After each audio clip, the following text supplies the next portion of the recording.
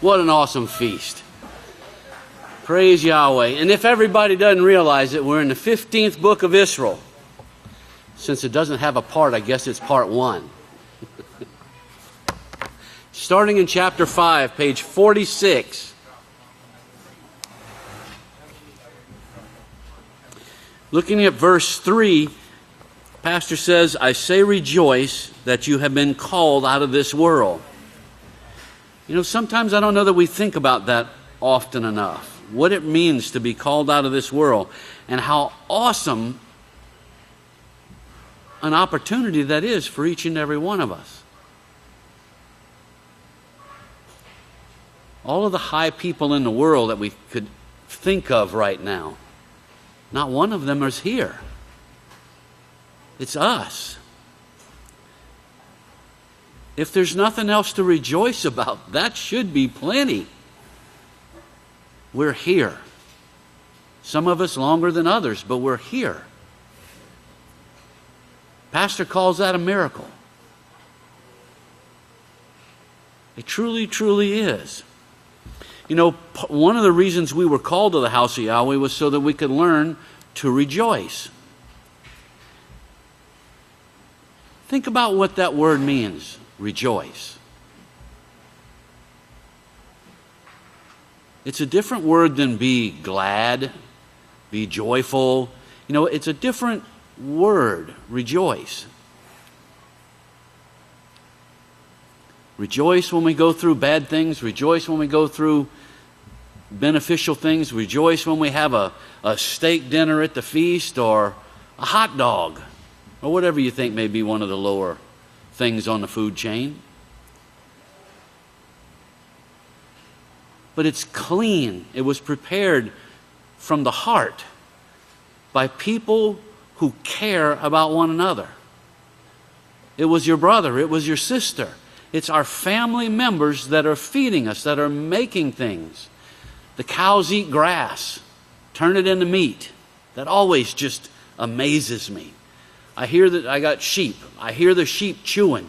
You can hear them coming around the porch, you know, around the corner of the house. Before they even, you can even see them. And I think about it. They're making meat by eating grass. That's a miracle. And we should rejoice. Be glad that we have the opportunity to go through whatever it is that Yahweh allows us to go through. Everything is in His plan, and there's nothing outside of that plan.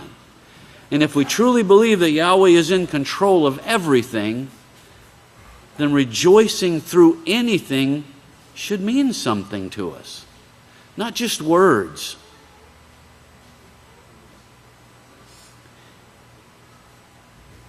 I know it's probably worn out, but sometimes we just get too busy being busy.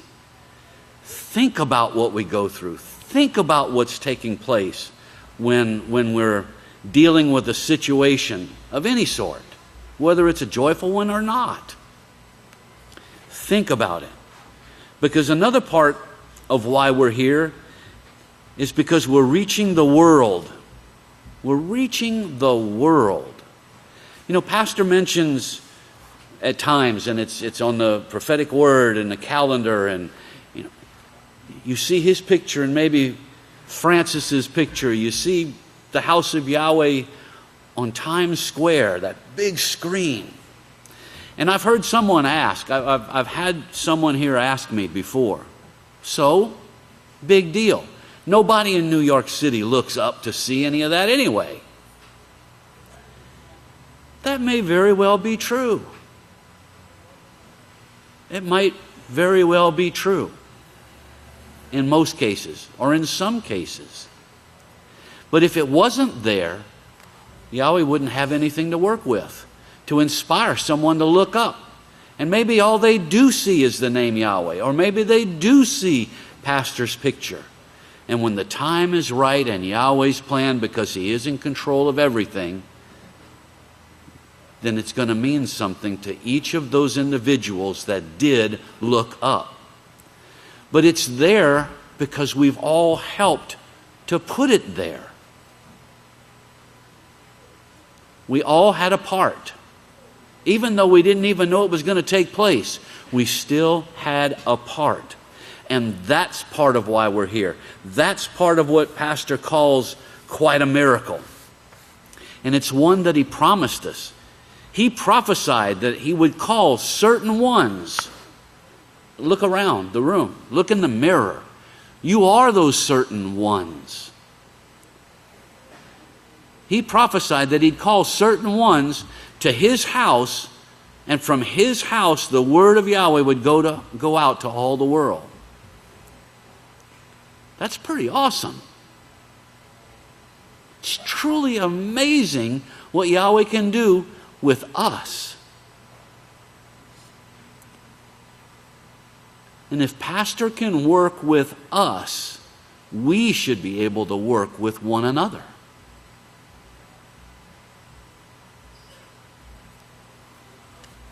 You know, in verse 7, I think this is one of the most profound things I've read in a long time. Not that everything at the House of Yahweh isn't truly profound, but he says, Yisrayl Hawkins tells scientists, the learned men of this world, exactly what makes life function properly. That's what we're here for. We're being taught how to make life function properly and to be ready to teach that to those that come after us, whether it's by word or whether it's by our actions, our behavior, our character, our personality. That rejoicing is part of this. It's a part of what makes life function properly.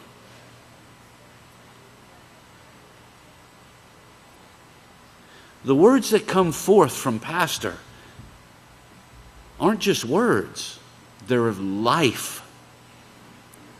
But we don't always take the time to really put forth some energy into thinking about that. Yahweh's putting us everywhere. Times Square. I popped up earlier last week. Drudge Report. What did I see? Pastor. I'd have never guessed that would have shown up. But there he was on Drudge Report. And I don't know where else. I'm sure he's in all sorts of places. Just pops up in an ad. But he's there. And if he's there, so are we. Remember what? A couple of years ago, weren't we all running around saying, I am the House of Yahweh? I am Yisrayl Hawkins? If he's up there, so are we. We can rejoice over that. We can rejoice that Yahweh knows who we are. Does Barack Obama know any of you? Maybe. He don't know me. Yisrayl Hawkins knows you. I know you. You know me. We know one another. We're brothers. We can rejoice over just that. Nobody in the world has a family like we do. And we didn't earn it, and we weren't born in it. We're being adopted into it.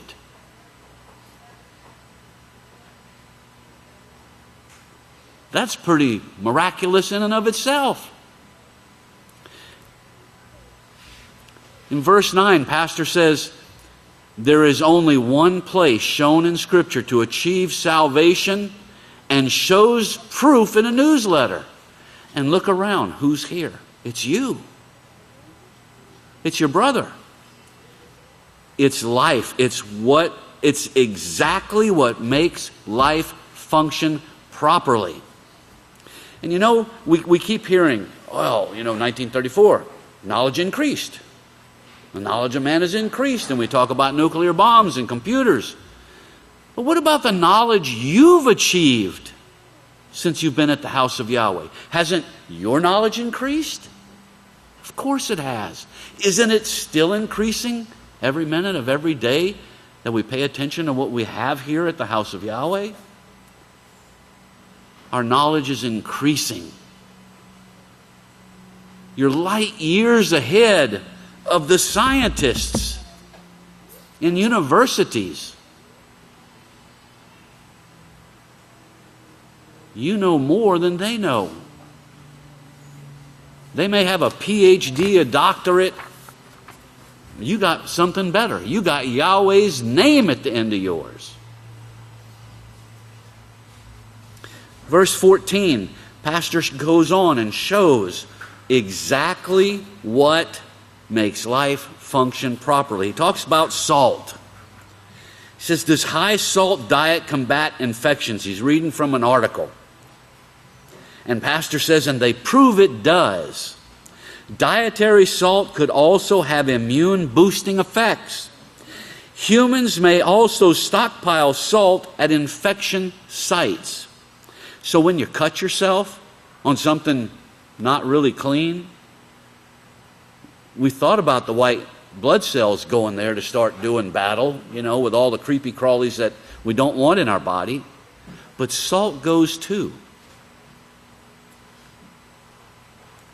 If the body doesn't have salt, it can't do that.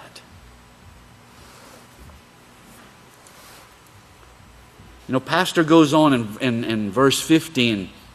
He says, think about when rivers flood and all of that mud, that silt goes up on the land. You can't even push it back into the river or the stream because it's poisoned and they know it.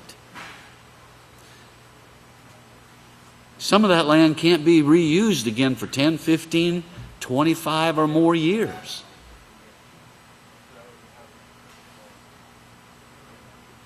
I know when we hydrotest pipe or vessels, you got to put city water. You got to buy the water to put it in a vessel to hydrotest. That city water cannot even be dumped out on the ground. And it's city water. It's what you drink and bathe in. And they won't allow it to be just dumped on the ground to be absorbed by the land. They know it's not beneficial to mankind. But it's all they give you.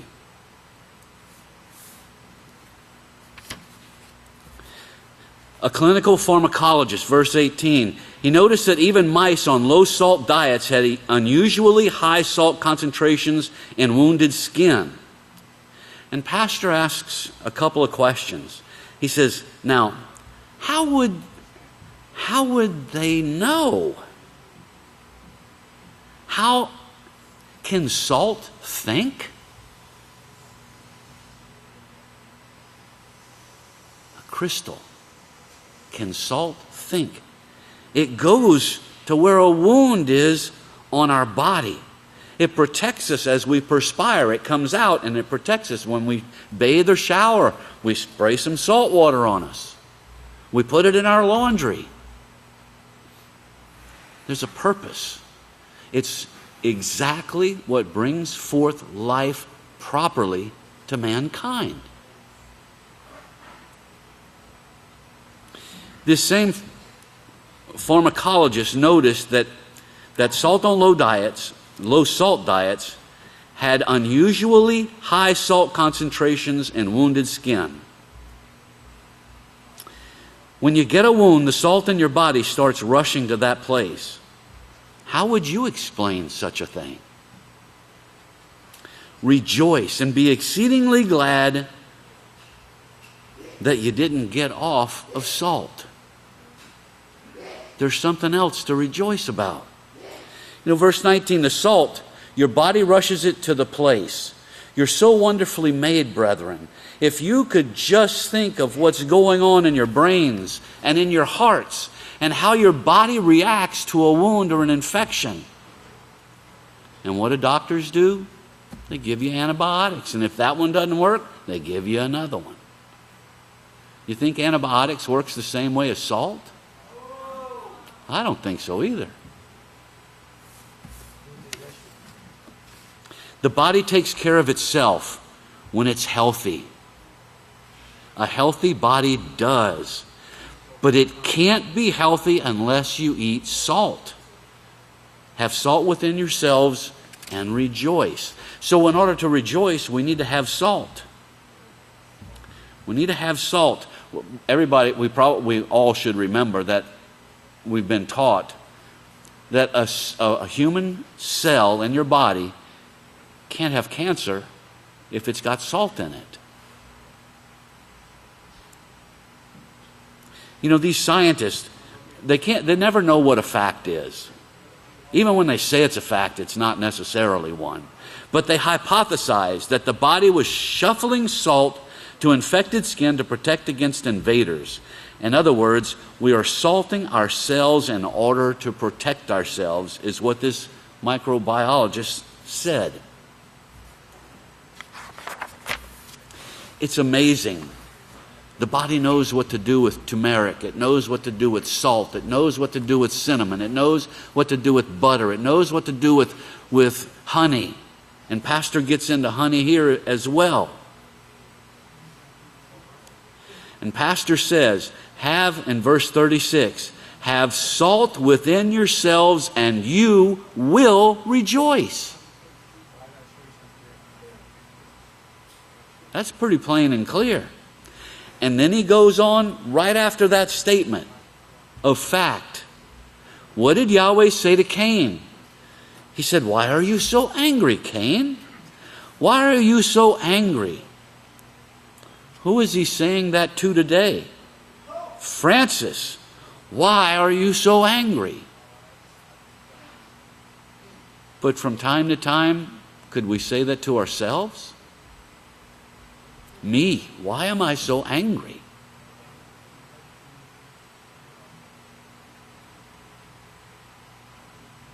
It could be a lack of salt. It could be a lack of honey. It could be a lack of concentration, self-control, self-respect. It could be a lot of reasons. But we've been taught every one of the reasons why we would be angry and how to overcome that. But we have to put forth the effort mentally, emotionally, as well as taking those things that pastors taught us about. And rejoice. When something makes you angry, think about it. How can something make you do anything? It's a choice. It's a choice we make to be angry. And the excuse is, well, you didn't talk to me the way you should have. What are you, babies? I thought we were here because we're men of Yahweh.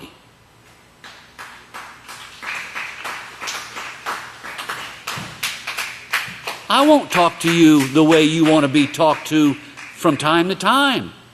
Doesn't mean I'm angry or hate you. Everybody that knows me, I can get passionate. But I'm not angry. My voice might get pretty loud from time to time, but I'm not angry. I'm passionate. This is the place. The 1 cent is the 1 cent. There's not a 2-cent piece anywhere. It's 1. This is the place. This is where knowledge increases. This is where we learn the wisdom to deal with the knowledge and the understanding that we're gaining.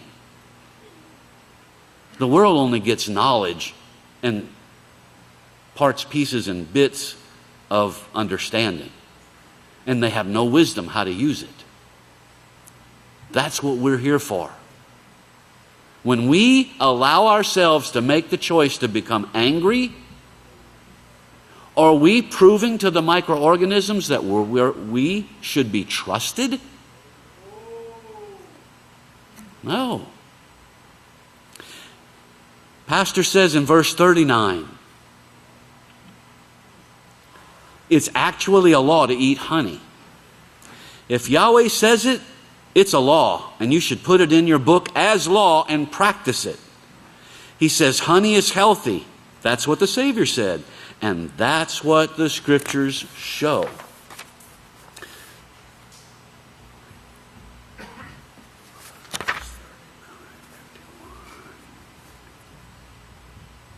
Rejoice in tribulation.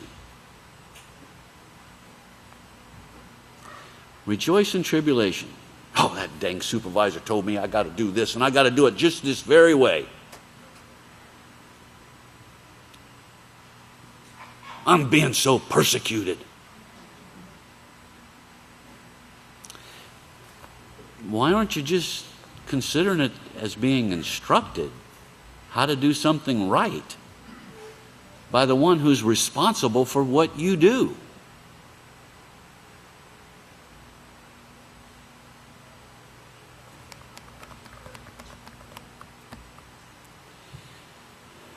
It's always up to us. We're being taught here for years how to think. Not like the world. The world gets angry.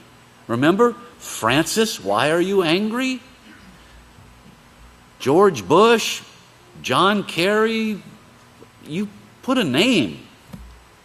Why are you angry? Why do you want nuclear war when you know no one wins? One of the priests here said something to me a few years back. He said, mankind is so knowledgeable, they can use nuclear energy to boil water.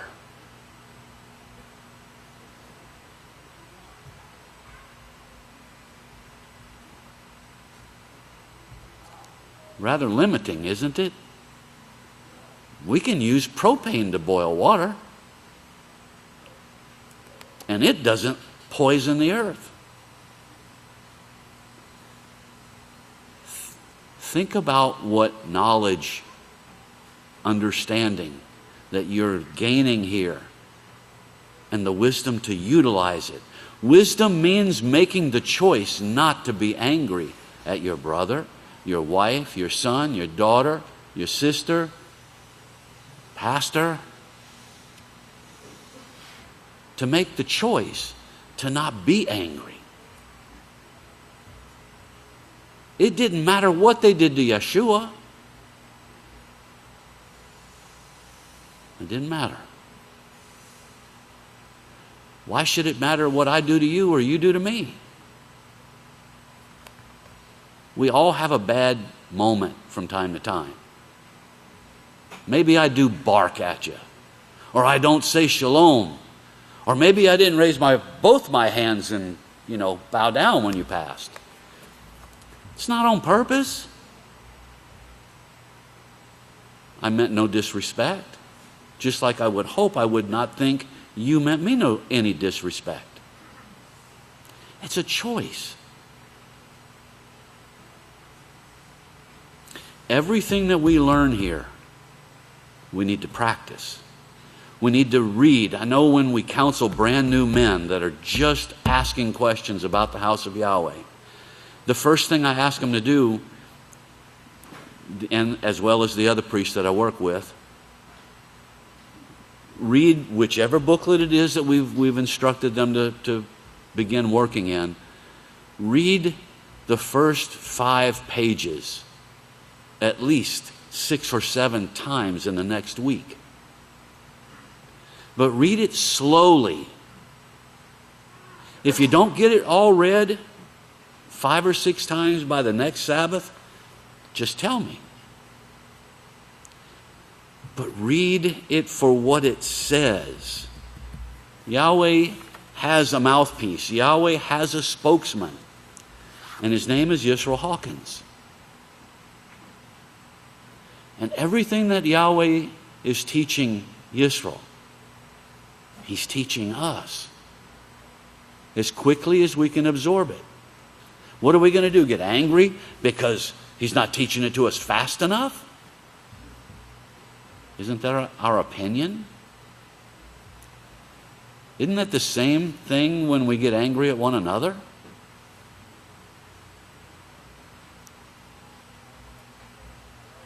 When we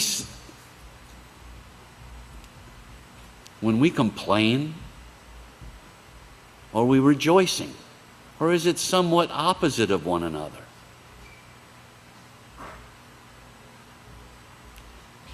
let's take the time to think about everything. Everything we do, think, and say. It's up to us.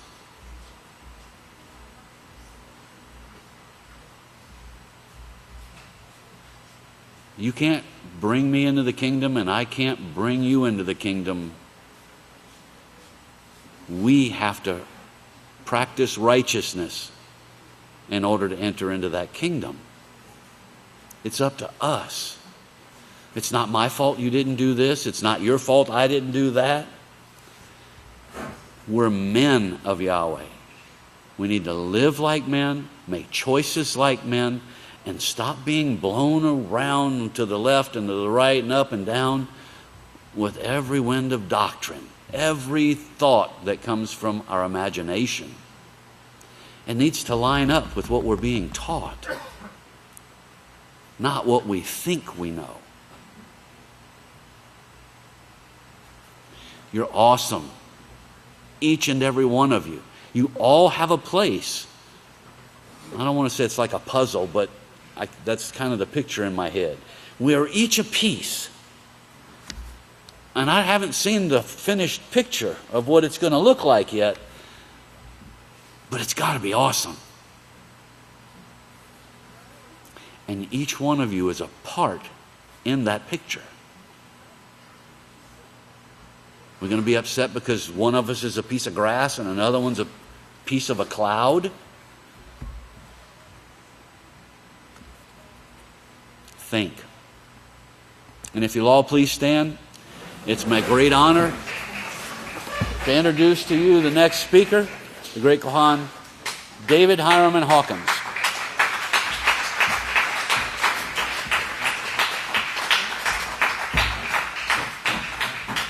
Shalom, everyone. Please be seated. It's an honor and a privilege to address the called out ones of the House of Yahweh, those whom Yahweh is calling out of the world at this time and has called out of the world to hear the truth preached at taught at the great House of Yahweh. And it's the wonderful Feast of Tabernacles that we're enjoying at this time. I'd like to continue where great Kohan Shemiel left off. This is a sermon that Pastor did 3/7/2015, titled "Harvest Time is Near. Come to the House of Yahweh to learn to rejoice, rejoicing in troubles, rejoice in Yahweh for having put you through that experience." So I'd like to turn to page 52 if you're following in your books, and this is an article here Pastor is reading. He says, "Now here's the wonderful thing that Yahweh is doing." And he says, "And there are dozens of scriptures. I could just take them and put them in your mind right quickly before I read you this article, but that takes some time." But the article goes on here, it says, "But astronomers find a dusty galaxy that shouldn't exist." Well, this is revealing the lies, Pastor says, that we're told about evolution and things like this. And the article reads, it says, astronomers have spotted a surprisingly dusty little galaxy within the cluster Abel 1689, shown here in this image by the Hubble telescope. And Pastor says this shouldn't have been there. It wasn't there a day before. So Pastor's showing that Yahweh can create an entire galaxy in a day, just like we read about in Genesis on how he created the earth. This is a galaxy now. You can't make it out exactly, but this is a whole galaxy full of places for the house of Yahweh to make use of, and actually filled with it. So, and then he continues reading in the article. He says, the problem the scientists report Monday in Nature is that while the tiny galaxy dates just 700 million years, and Pastor says now what they're coming up with so far, which is a lie, he says it has not. And it's newly discovered, and they're saying, well, it's probably existed for 700 million years, but it has not. It wasn't there yesterday, so it was created by Yahweh in one day, a 24-hour period, Pastor is teaching us here. And they say 700 million years or so, so give or take a few 100 million years plus one day. And then the last portion of this article that Pastor's reading, he says, we've had this cartoon, and this is what the scientists are saying that are writing this article. We've had this cartoon picture of the early universe, but it's clear that we really don't know what's going on.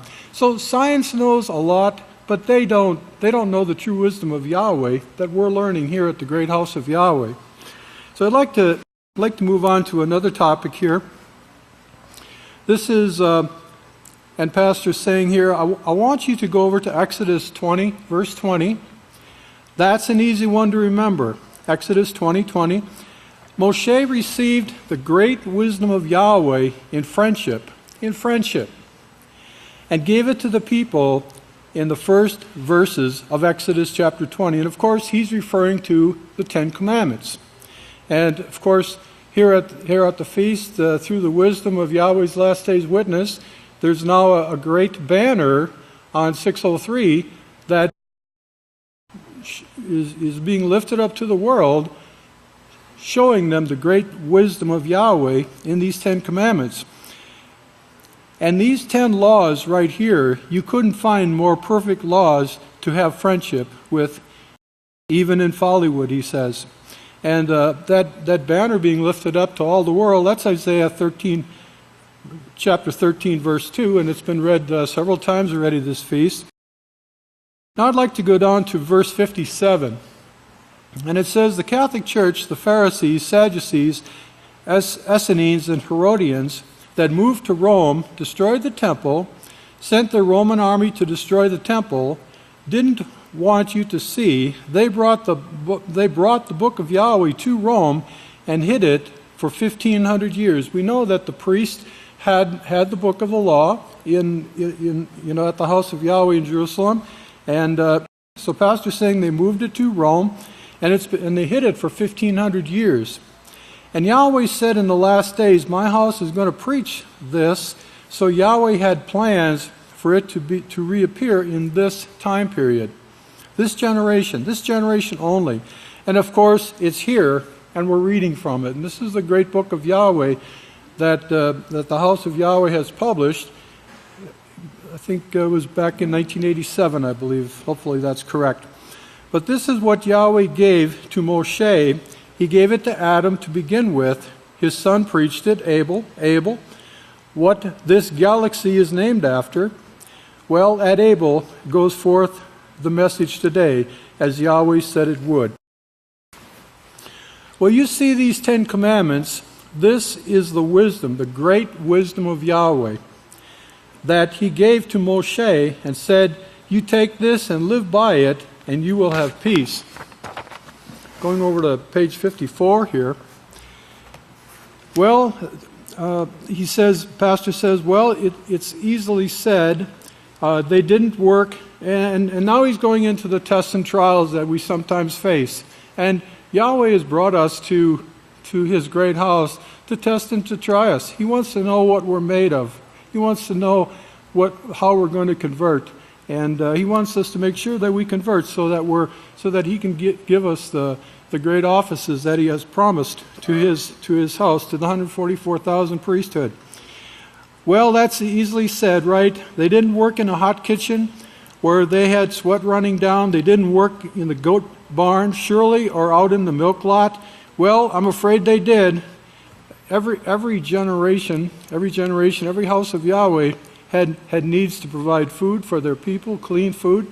And so the pattern that Pastor's following in these last days, the administration of the house of Yahweh, is as it's been in every house of Yahweh.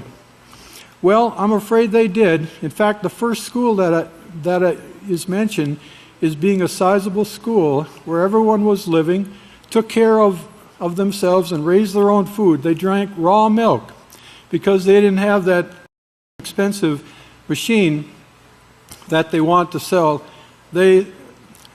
that they say to pasteurize it.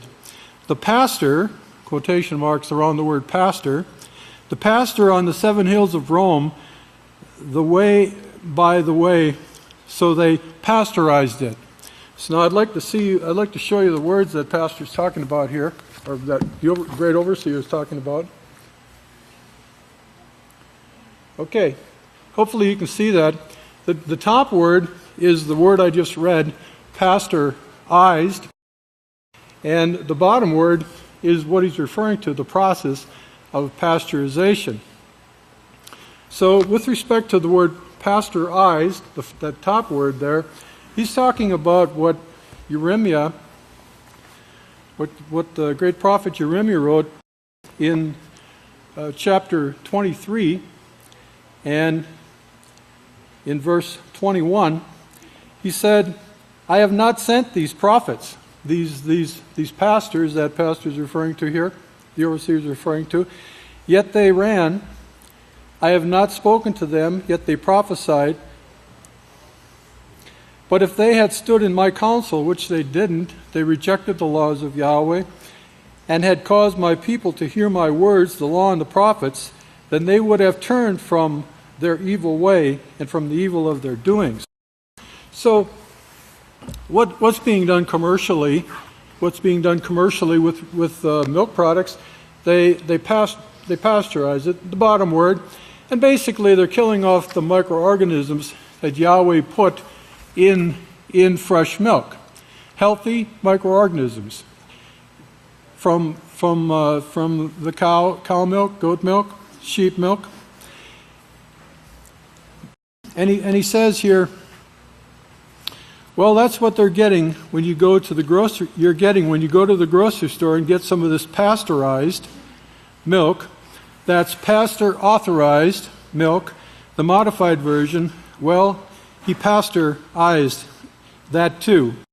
And when you enjoy the dairy products here at the House of Yahweh, they have the microorganisms in the milk that Yahweh put there, and with some of the dairy products, there are additional microorganisms that we add to give it a certain flavor, the flavor you expect when you have cheddar cheese or mozzarella cheese or clabbered milk. If you haven't tried the clabbered milk, you should try the clabbered milk. It's made from fresh skim milk, and it has additional healthy probiotic microorganisms in it. It's a little bit tart because we let the microorganisms enjoy every gram of lactose, which is milk sugar, that they want. They can eat it all, and they do. And that's the thing. They eat the lactose, which is milk sugar.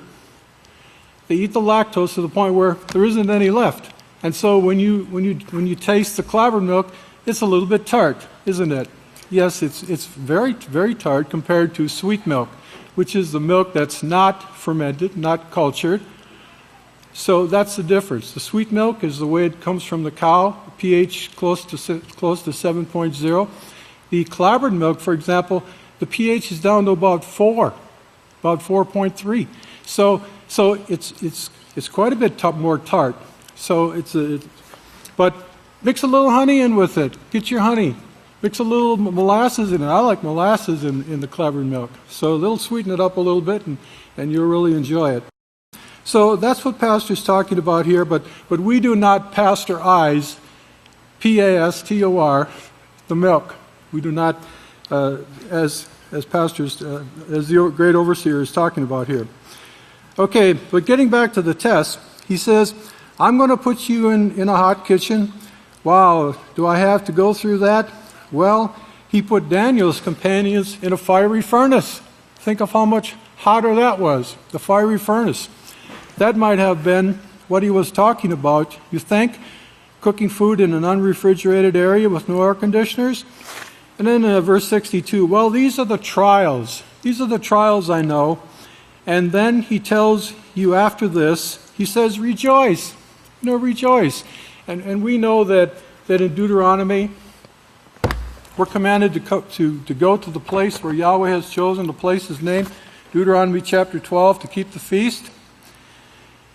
Deuteronomy 12, verse 5. But you are to seek the habitation of your father, the house of Yahweh, the place which Yahweh your father shall choose out from all of your tribes to establish His name. And there you must go. And here you've come to the great feast of Yahweh. And what are we commanded to do when we get here? To rejoice. To rejoice. Verse 7. There in front of Yahweh, your father, you and your family shall eat, and you shall rejoice in all that you have put your hand to do, because Yahweh your Father has blessed you. He's blessed you by showing you His house in these last days in verse 12. And Yahweh repeats it. It's so important. And you shall rejoice in front of Yahweh, you and your entire household. So, we're commanded to rejoice. Rejoice in that we overcome the trials that are set before us. What a blessing. Overcoming, Pastor says here, overcoming is rejoicing. Overcoming is rejoicing. Rejoicing. That shows you have overcome. If you can rejoice in your trials, if we can rejoice in our trials and tests, we are overcoming. That's one of the steps that shows you're overcoming, rejoicing. I'd like to go over to verse 67 here. Well, Yahweh says in Exodus 20:20, Moshe said to the people, do not fear, do not be afraid now, for Yahweh has come to test and prove you. Yes, this place, this is the kingdom of Yahweh. We're learning about the kingdom of Yahweh. The kingdom of Yahweh is being practiced here. But are there tests here? Yes, of course there are. Why? Because there's opposition and coming from the world. It's called persecution. It's a constant pressure that's in this system that we live under. Yes, we have freedom of religion. We can worship Yahweh here, and what a blessing that is. But there's still a certain amount of persecution that comes against the house and comes against us as individuals. So, for Yahweh has come to test and prove you, to see if you're really, honestly will, under all kinds of conditions, stand strong and become that gold grain of wheat that actually qualifies for His purple, which means royalty, a royal position in the priesthood of Yahweh, purple position in Yahweh's house. In verse 23, Pastor says, shows what most people seek for. For Yeshua said, seek first the kingdom. Well, this is the kingdom right here, and these are the laws that govern the kingdom. So we have Yahweh's laws, and what a blessing it is to read these laws and to refresh them in the reading of the law in the afternoon of these feast days. If you think of what has taken place from Adam, Abel, and Cain, and you think of the kingdoms that have been built now, all have followed the way of Cain, which was eating the pork, confusing the mind, building the hatred.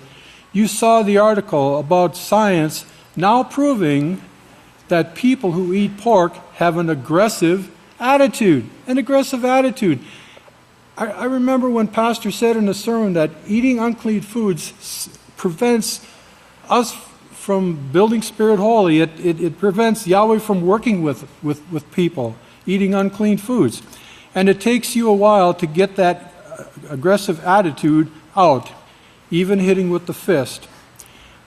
And I'd like to just read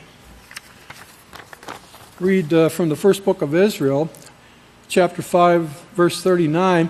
It says, Pastor is saying, He will establish you if you will keep these. That is His last promise and His first promise in Genesis, that He will establish you as a holy people, a holy people who follow the laws of health, who do not eat pork or drink blood, who will sprinkle salt on their sacrifices. That is part of holiness, and loving it.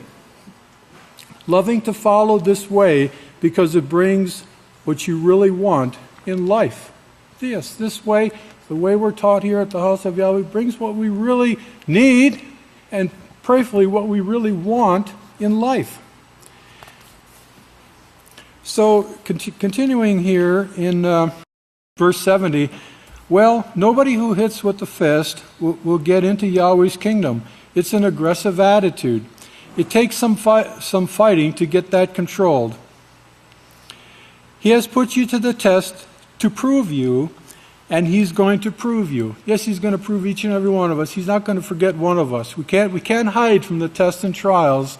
We've got to face them. We've got to deal with them in a righteous manner, make the right choices, and you know, that test is not going to be a problem for us anymore because we've passed it. But there's a reason that you were brought here early. Otherwise, He would have picked you, waited until the bombs dropped, and then He would have picked you up and taken you to the protected place and started working with you. But no, He brought you early so that you could train for this position. This is a feast of training. This is a place of training. If you were in the kingdom and you had the power, and this is an example of why we have to be tested and tried. If you were in the kingdom and you had the power to move mountains just with the command of your voice, what would you do? I know you remember some of these things. Yeshua, as an example, He came to a fig tree and He was hungry, and He went to get Him some figs, and lo and behold, no figs on that tree. Here's a tree that wouldn't bear any fruit. And He said instantly to that tree, you will never bear fruit again. And instantly, and this is the power of His words, and instantly, and the power He wants to give us, and instantly the disciples said the tree was gone. It started dying, it died, it wilted right in front of them. I mean, if we had that, if that was uncontrolled power that we had, we would certainly mess up Yahweh's kingdom, and He's not going to permit that. He just will not permit it. So we're going to be tested and tried. It's just a fact that it's part of Yahweh's plan that, yes, we're Yahweh's called out ones. Yes, we're protected. But yes, He's going to test us and try us to find out what's really in our heart. What's really in our heart.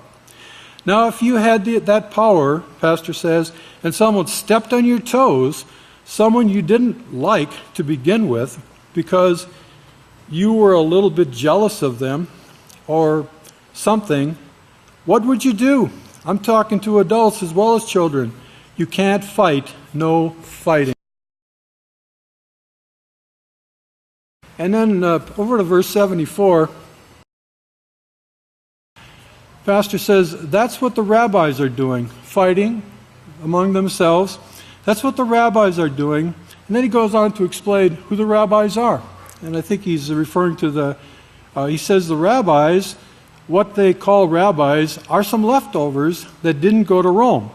We read earlier that the Pharisees, Sadducees, Essenes, and Herodians, you know, the top of the crop was taken by Titus to Rome when after the temple was destroyed, or the House of Yahweh was destroyed, the building, because these rabbis they're the leftovers that didn't go to Rome because they didn't want to give up the Sabbath. So they had that bit of righteousness, but didn't go beyond that. They couldn't mix in with the Pharisees, Sadducees, Essenes, and Herodians. Well, there's the leftovers. That's the leftovers that are in Israel. And to defend themselves, they're getting sticks and knives. You know, it really, Pastor says, makes a lot of sense, doesn't it? Of course, he's saying, no, hitting with the fist or striking with a stick or a knife doesn't make any sense. It's not Yahweh's way. Yeshua showed us the perfect way. Well, of course, the rest of the crew went to that big organization, the 4 great ruling powers that Daniel spoke of. Now, these are the governments that's evolved, and the kings that rule over them. These are the ones that Samuel warned the heads of Israel and the heads of Jacob, saying, you heads of Jacob, who pastor my people and lead them astray, well, they became strong with their armies.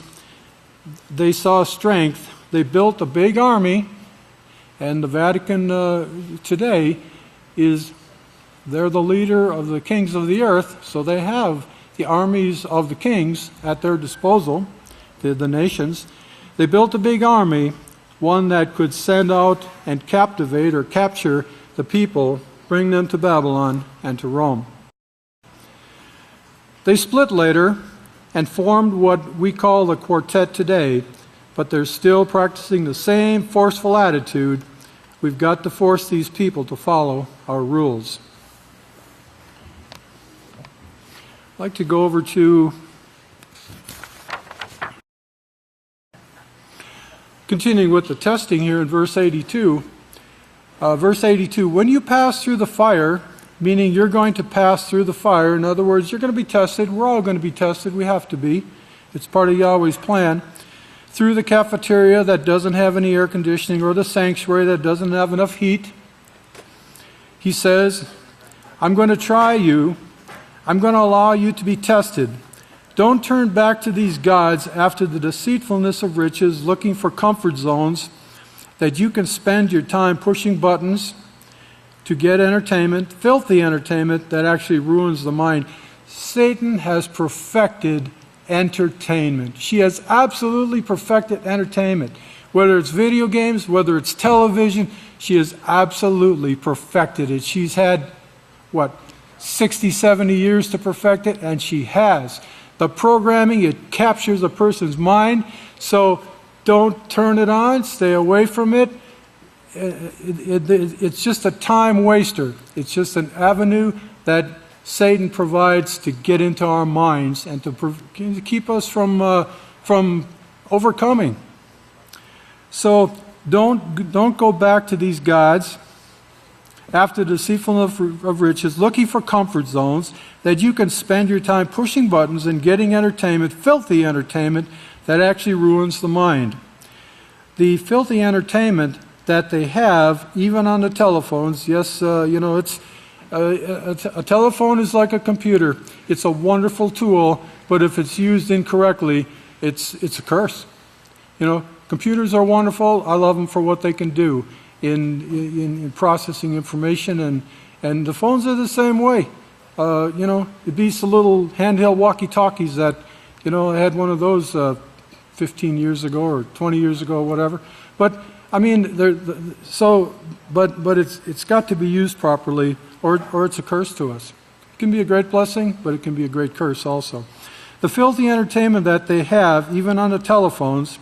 Now, this is what we're fighting against, brethren, and Yahweh is going to turn this whole wicked mess around. Yes, He is. Yahweh's in complete control. And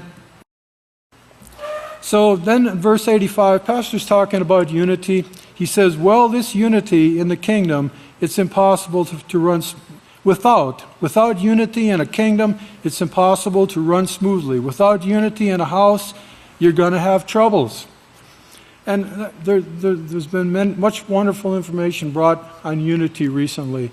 It's so very important to us, brethren, that we be in total unity with the teachings and the instructions of the overseer, Yisrayl Hawkins. We've got to be in unity with those instructions. And we do. We still have trouble because some have not yet come to perfection. If you come to perfection, like Yahweh says in the kingdom, you won't have these problems. And He's giving you time, giving us time to grow. Now, and then Pastor says here, and now they've got an article over here that says, if you're peculiar, or particular about what you eat. We read about pork and not eating blood, the scripture from the book of Israel. The pastor says, and now they've got an article out that says, if you're particular about what you eat, you've got a mental attitude, and you're listed on the mental list. Okay, so that's part of the propaganda, part of the persecution. Let's call it persecution, the pressure that we don't always see, but it's there. And just with respect to that, I'd like to read. Yes, right here, Isaiah 59, verse 15. Yes, truth, the law is suppressed, and he who departs from evil, those who are particular about what they eat, eating clean foods, departs. Yes, truth, the law is suppressed, and he who departs from evil, upholds the law, is accounted as mad. You're mental if you keep the food laws, okay? According to some, makes himself a prey. Yahweh saw this attitude the world has towards eating clean foods, and it displeased him that there was no justice in these last days.